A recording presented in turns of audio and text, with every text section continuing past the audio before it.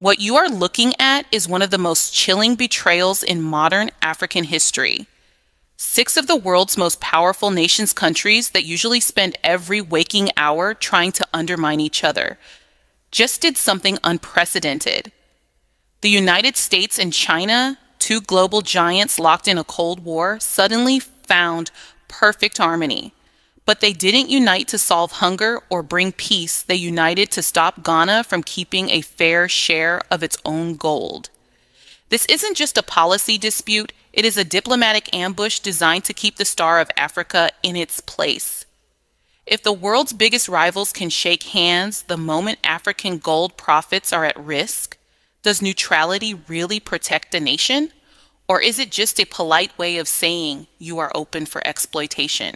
This story hits home for every African, especially our brothers and sisters in the diaspora, who see the wealth of our ancestors lining the streets of London, New York, and Beijing while our families struggle.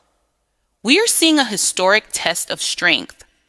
While Ghana tried to be a friend to all, they found themselves protected by none. This is exactly why the bold, unapologetic stance of IBRAHIM TRAORÉ and the Alliance of Sahel States has become the new beacon of hope. They realized long ago that you cannot negotiate with a lion while your head is in its mouth.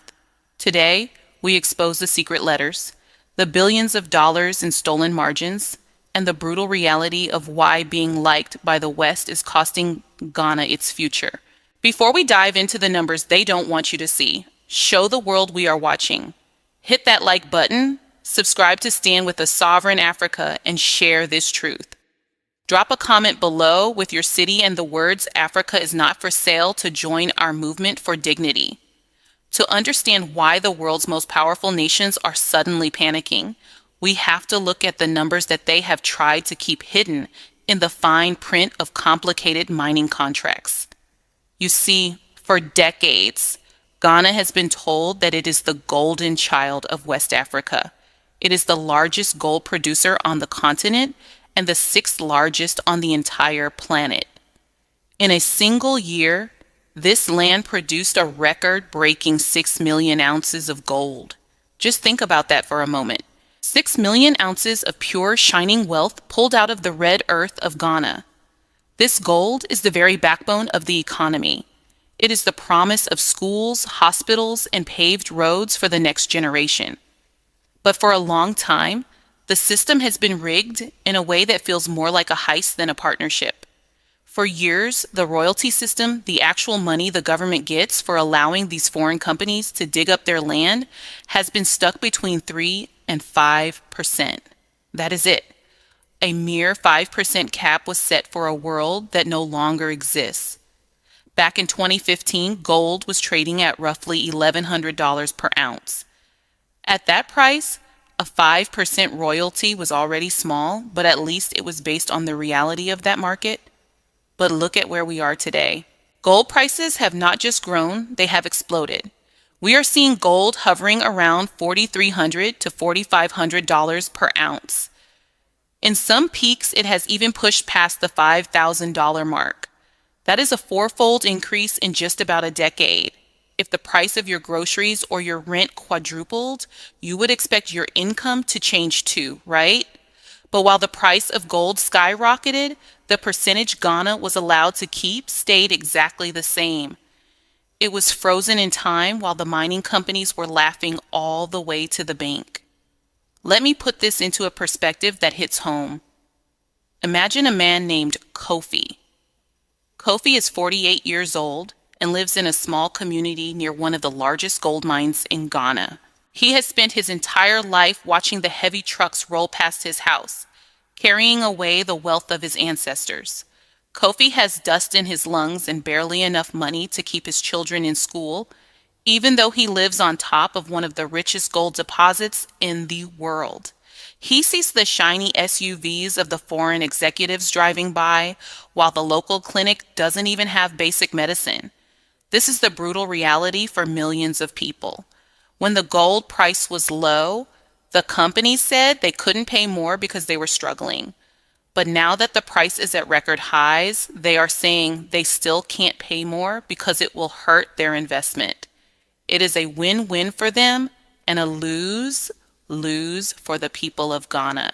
When you look at the corporate balance sheets, the greed becomes even more obvious. One American mining giant produced roughly 1 million ounces from its Ghana operations in 2024 alone. Based on the gold prices that year, that represents approximately $2.4 billion in revenue. Now listen closely to the profit margins. Their production cost at one of these mines was only about $1,072 per ounce. When you are selling that same ounce for over $4,500, your profit is nearly 3 times your cost. We are talking about close to $1 billion in pre-tax profit from a single country in a single year. And yet, when Ghana asks for a larger share, these companies act like they are being robbed. A South African mining company paid about $98 million in royalties to Ghana recently. That sounds like a lot of money until you realize that it means the company earned nearly $2 billion in total revenue from Ghanaian gold. Think about that math. $2 billion goes out of the country and less than $100 million stays behind for the people who actually own the land. A Chinese mining company that recently entered the scene has seen its net profits surge by over 50%, driven by these record gold prices. They are all getting rich. They are all expanding. They are all using the wealth of Ghana to buy more mines in other countries. This is where the injustice becomes unbearable. Our brothers and sisters in the diaspora, many of whom have built successful lives in the United States and Europe, are looking back at this and realizing that the same extraction patterns from the colonial era are still happening today, just with better suits and fancy legal documents. There are brilliant Ghanaian engineers and economists living in London or New York who know exactly how the math works. They see that Ghana is being treated like a treasure chest that everyone has a key to, except for the Ghanaian people themselves. So in December of last year, the government finally decided that enough was enough. John Mahama and the Minister for Lands and Natural Resources introduced a new proposal in Parliament. They called for a sliding scale royalty system. This is common sense. It means that when the global price of gold goes up, the royalty rate goes up automatically. Under this new plan, the rate would range from 5% when prices are low to 12% when gold exceeds $4,500 per ounce. 12%. That is still incredibly generous to the mining companies. They would still be walking away with billions in profit. But to these global giants, even that small increase is an act of war. They argue that raising royalties will scare away investment. They claim that the conditions are too tough. But the acting head of Ghana's Mineral Commission didn't buy it. He pointed out that these same companies operate under much tougher conditions in other parts of the world and still make a profit. Mining is fundamentally about the numbers, and the numbers show that they have been taking advantage of Ghana's kindness for too long. Some of these companies have even been accused of using the money they make in Ghana to fund operations in other countries while neglecting their basic obligations to the local Ghanaian communities. They take the gold, leave the holes in the ground, and then tell the government that a small tax increase is too expensive. This is the price of trying to be the good student of the West. Ghana has been praised for years for its stability and its open door policy. But while the world was busy praising Ghana's democracy, they were also busy emptying its pockets. The cost of failure here is devastating. If Ghana backs down, it sends a message to the rest of the world that Africa is still a place where you can take whatever you want as long as you have enough diplomatic pressure. It means more years of poverty for people like Kofi. It means more crumbling infrastructure and more debt. The global powers are watching this very closely. They are not just worried about the money, they are worried about the precedent. If Ghana, the golden child of democracy, can stand up and demand a fair deal, then maybe every other country in Africa will start doing the same. They are afraid of a domino effect that could change the balance of power forever. This is why the United States and China, who are usually at each other's throats, have suddenly found a common enemy in a sovereign African nation's tax code. They want to make sure the golden trap stays firmly shut. As we move forward, we have to ask ourselves, how much longer can this go on? How many billions of dollars have to leave the continent before the leaders realize that being a friend to all is not the same as being a partner to anyone? The price of gold is not just a number on a trading screen in London or New York. It is the value of the sweat and the land of the African people. And it is time the world started paying the full price for it. Now I want you to sit back and really visualize what happened next, because this is the moment where the mask of global diplomacy finally slipped. Usually when a country wants to discuss a policy change, you might see one ambassador request a meeting. Maybe they send a polite letter. But what happened in Accra between December 2025 and January 2026 was something entirely different. It was a scene that industry insiders are calling the most significant diplomatic intervention they have ever witnessed in their entire careers. Picture this. You are the Minister for Lands and Natural Resources in Ghana.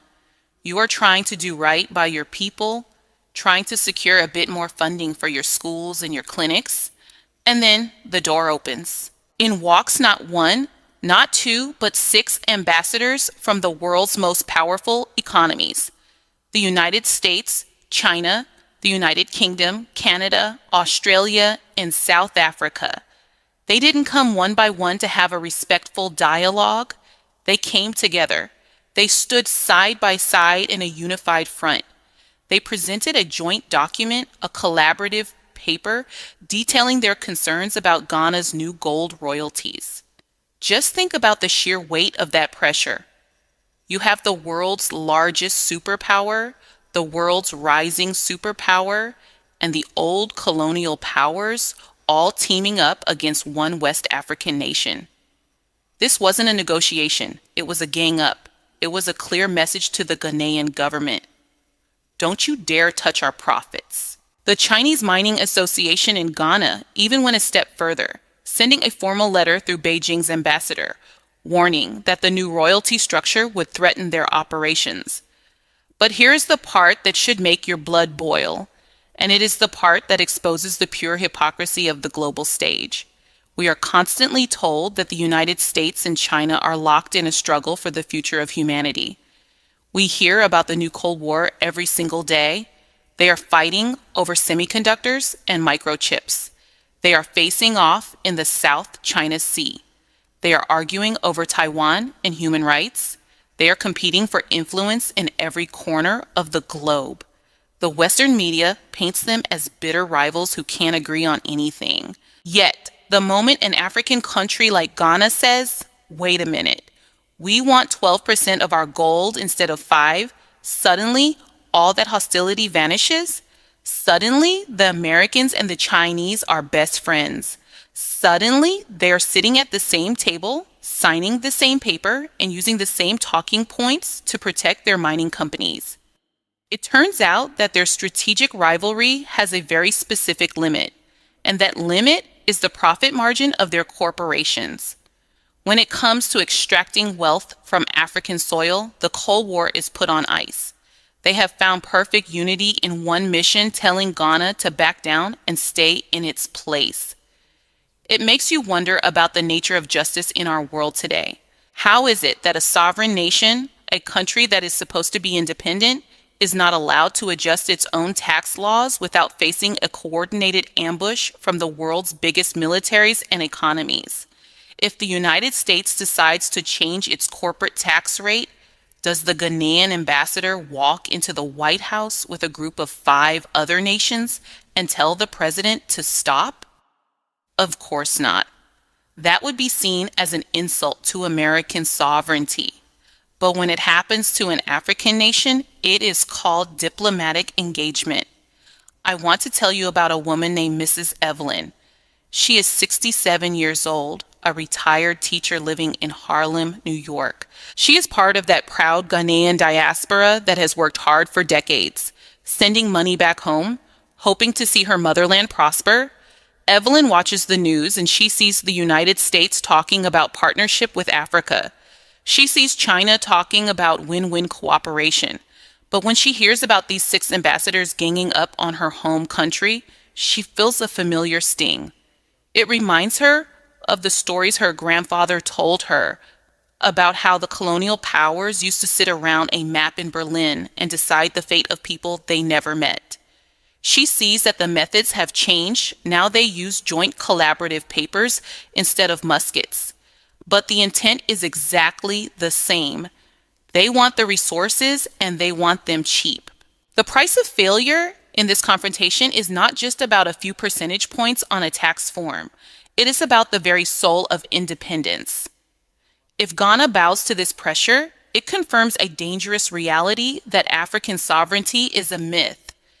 It tells every other country on the continent that you are only independent as long as you don't touch the money that the big powers feel entitled to. It signals that if you try to rise up, the global giants will crush your aspirations before you can even start. This is the brutal reality that we have to face.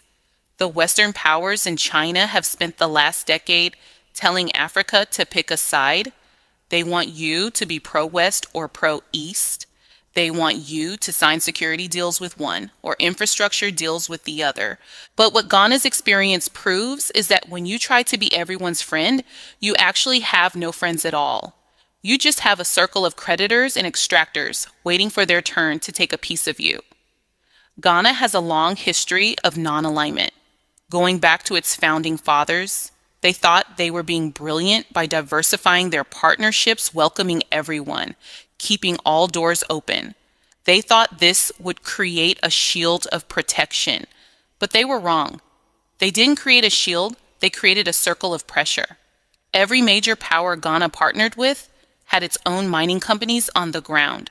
And the moment Ghana tried to claim a bigger share of the pie, every single one of those partners lined up on the other side of the table, not as friends, but as opponents. This is what 21st century non-alignment looks like when you don't control your own resources. You can be everybody's partner until you touch the profits that matter most. The question we have to ask is, where is the justice for the people who actually live there? While these ambassadors were busy writing their letters and holding their high-level meetings, what was happening to the people of Ghana? They are the ones dealing with the environmental damage of the mines. They are the ones seeing their national debt rise while billions of dollars in gold leave their ports. The arrogance of these 6 nations is staggering. They essentially told the Ghanaian government that their corporate profits are more important than the sovereignty of 33 million people.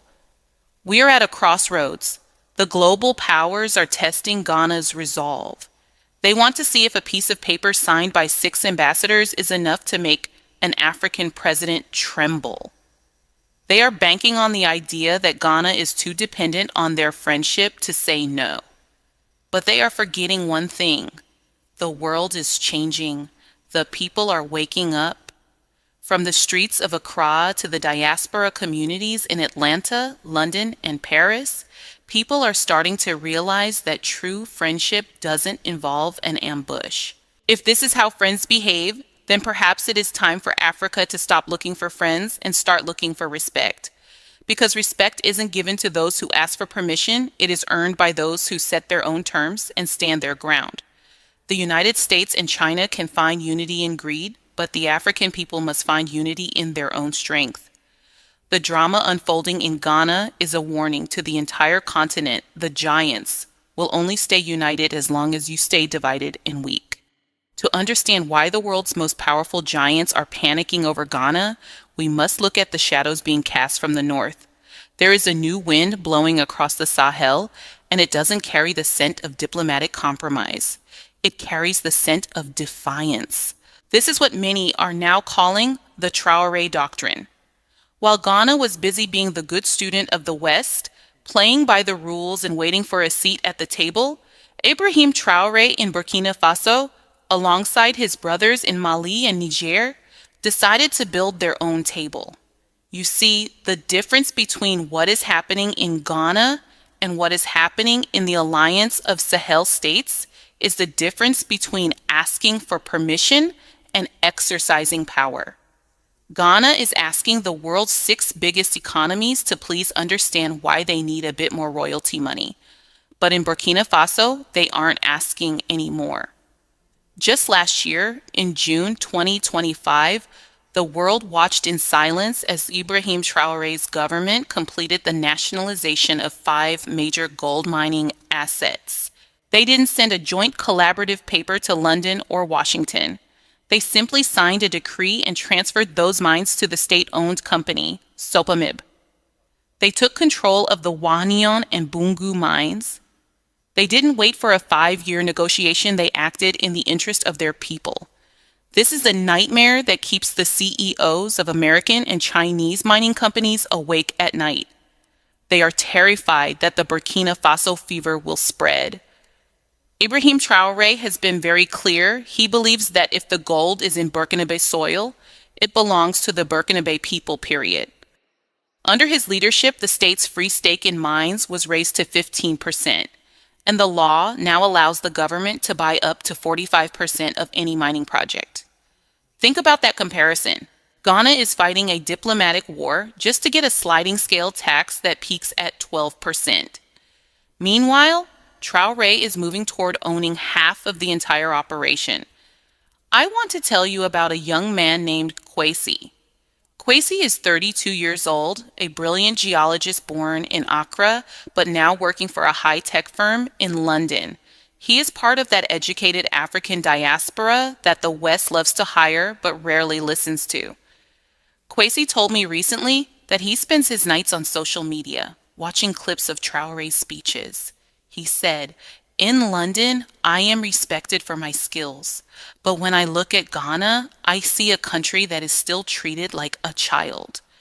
When I look at Burkina Faso, I see a country that is finally acting like an adult." Kwesi is not alone. Thousands of young Africans living in the West who have seen how the world really works are beginning to realize that neutrality is just another word for being a victim. They see Traoré building local gold refineries with partners who don't lecture them on democracy while stealing their minerals.